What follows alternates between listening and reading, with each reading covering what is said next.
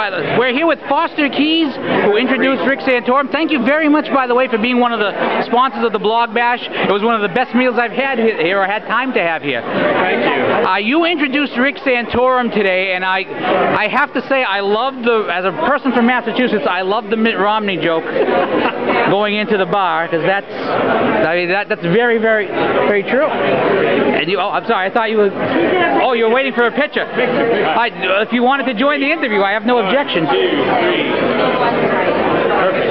When did you decide when was the time when you decided that Rick Santorum was your man?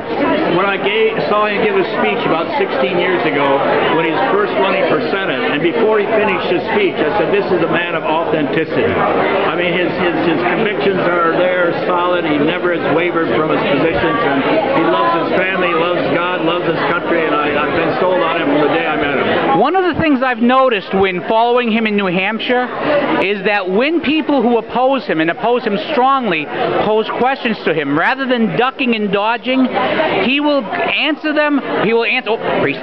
He will answer with respect, but he will answer. I think that's the beauty of why people love him. You know, we all can't agree with one another, but it's wonderful when we can accept one another, and I think that's special about Rick Santorum, where he actually prays for those that persecute him. And they also respect him. I actually saw at a college in New Hampshire a person saying, I think you're wrong, but I respect you very much. You haven't dodged me. And well, you know, the real irony of all this is people talk about extremism.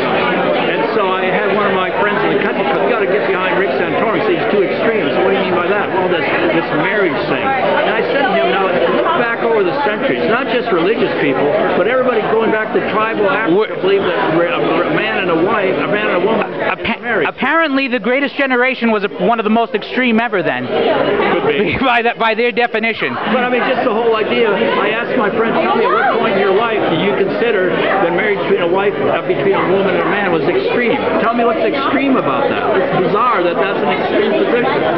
Well, thank you again very much for your time. I know you have a plane to catch, so I really appreciate the time you've given me. For interviewing me. I appreciate being with you.